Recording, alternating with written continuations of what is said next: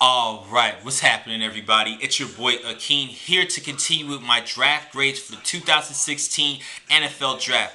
Gonna wrap things up with today in the AFC Conference with the North Division.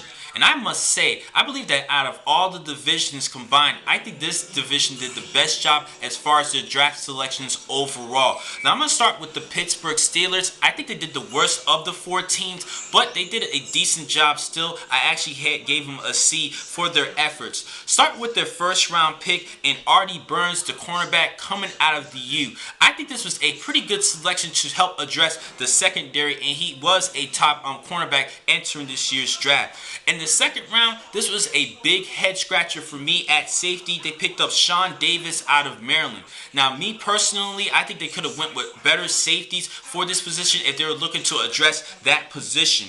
In the third round, I did like their selection at defensive tackle from South Carolina State and Javon Hargrave, who's actually coming off a back-to-back 20 tackles for loss and 10-plus sacks over the last two seasons for the Bulldogs. I think he could be a good dominant force at the next level for the Steel Curtains defense.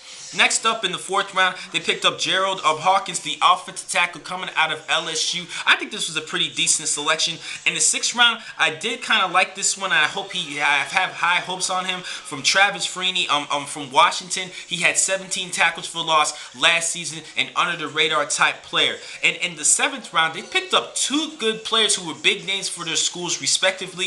DeMarcus Ayers from Houston, the wide receiver, who had over 1,200 yards this past season. I think he will be a good backup for Antonio Brown, a good slot receiver. And rounding things up was the Chuck Benderek Award winner given to the nation's top defenseman, and Tyler Matakovich. Sorry if I mispronounced your name. He's a great linebacker coming out of Temple. He was a former walk-on, and he actually ended up pulling off of a career of 493 tackles. Definitely a good ball hawk all around the field. A great leader on the defensive side, and I hope the best for this kid. I hope he definitely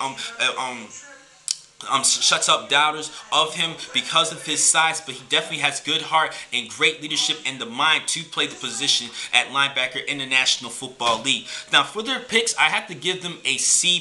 At first, I said a C. I'm actually going to give them a C+.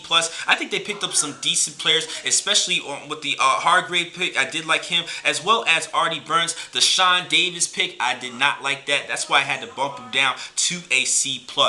Next up, the Baltimore Ravens. Once again, Ozzie Newsome did his thing. In the first round, they picked up Ronnie Stanley, the offensive tackle coming out of Notre Dame. He was my number 2 guy at offensive tackle coming into this year's draft. I think this was a good selection, even though they could have picked up Laramie Tunzo, but that's just the case. They still picked up a great player. The second round pick, they picked up Kamali Correa out of Boise State, the outside linebacker. I think they could have went with a better player with this one, but I do understand their concept in this game and with that selection. But in the third round, they picked up a player who definitely sprouts up each year during his career for BYU in Bronson Kafasi. He had 20 tackles for loss last season to go along with 10 sacks. In the fourth round, they picked up a cornerback coming out of Temple and Tavon Young. I think this was a pretty good selection. Second, in the fourth round, they picked up a wide receiver coming out of Cincinnati. He had over 119 career receptions and over 2,300 yards, and Chris Moore. In the fourth round, they picked up offensive tackle Alex Lewis coming out of Nebraska. Definitely looking to address more and add more depth to the offensive line. In the fourth round, sticking in there, they had another fourth round pick in Willie Henry, a defensive tackle coming out of Michigan. That was a pretty decent pick. And rounding up their fourth round selection, they picked up Kenneth Dixon, the running back coming out of Louisiana Tech. Now they have Dixon, Terrence West, Buck Allen, and they're the top rusher in Justin Forsett. So they definitely are pretty set at the running back position to use try to utilize all their talents, especially with the addition of Kenneth Dixon, who is a touchdown magnet. In the fifth round, they picked up Matt Judon, the defensive end coming out of Grand Valley State, and he had 153 tackles, 42 tackles for loss, and 28.5 sacks throughout his career. In the sixth round, I think this was more of a medium be a pick here. I did like the selection though, and Keenan Reynolds, the quarterback coming out of Navy, but he's going to be trying out for wide receiver because he's not really a true quarterback under center.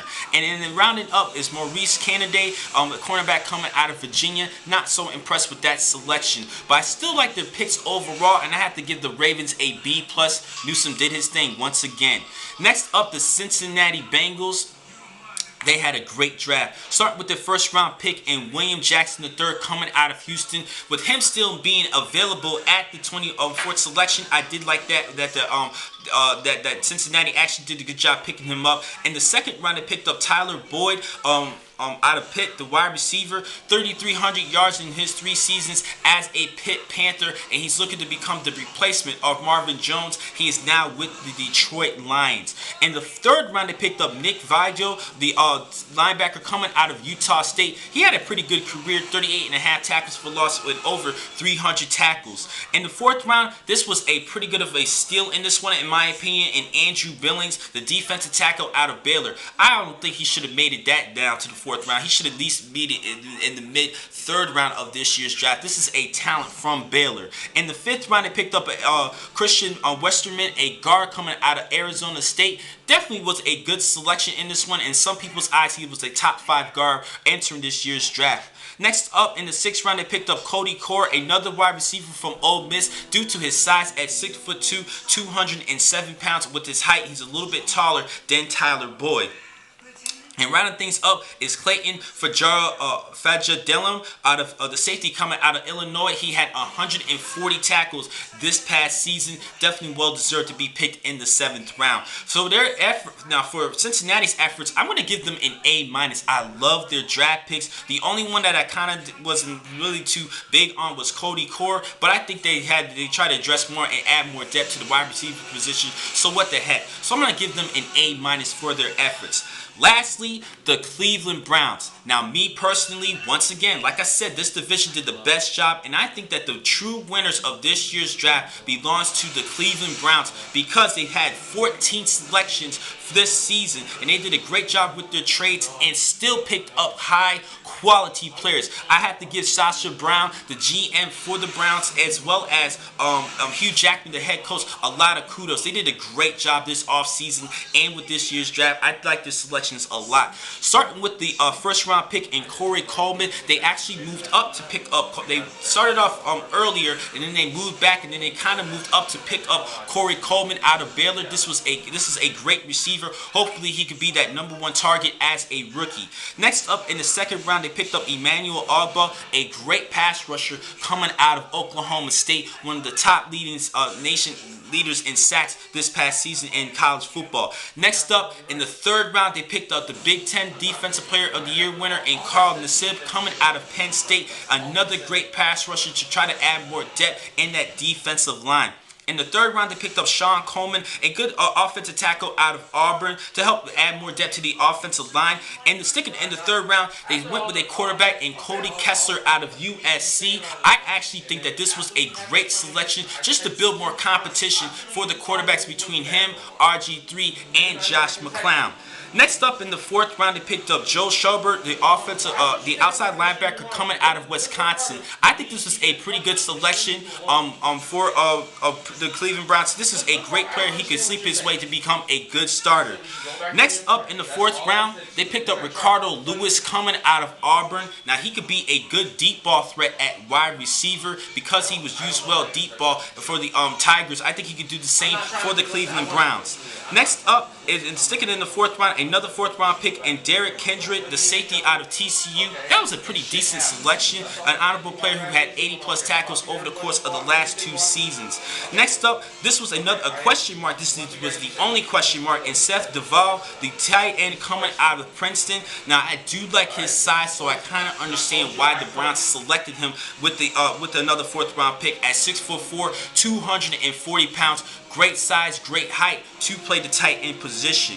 And in the 5th round, they picked up a couple of great players who actually stock dropped entering this year's draft, but I still think they're high quality players in the 5th round, starting with wide receiver Jordan Payton out of UCLA, one of the leading targets last season, and Spencer Drango, an offensive tackle coming out of Baylor, who was in some people's eyes some of the top part of the top 5 prospects at offensive tackle entering this year's draft before the draft season began. After the season was up, I still think this is a talented player. Sticking in the 5th round, they picked up a great All-American wide receiver out of Colorado State and Rashad Higgins. I think this was an excellent selection just to add more depth in the wide receivers. They actually no longer have Travis Benjamin, who is now with the San Diego Chargers. Sticking in the 5th round, they picked up Trey Caldwell, the cornerback coming out of Louisiana Monroe. This was a decent pick, but rounding things off in the 7th round was Scooby Wright III with their final pick. He was the nation's Defensive Player of the Year winner, Chuck Manderek Award winner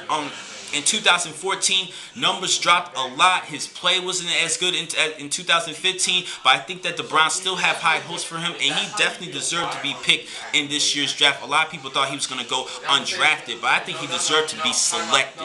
Now, overall, for their efforts, I have to give them a solid A. I think an A plus actually. I think they did a great job getting up trades to try to make a great effort to rebuild this team, and I think they could possibly cause some problems in the AFC North division between them, Cincinnati, and Baltimore. I think this is going to be the most competitive conference for the next upcoming seasons. I definitely think this is going to be a great season in the AFC North division.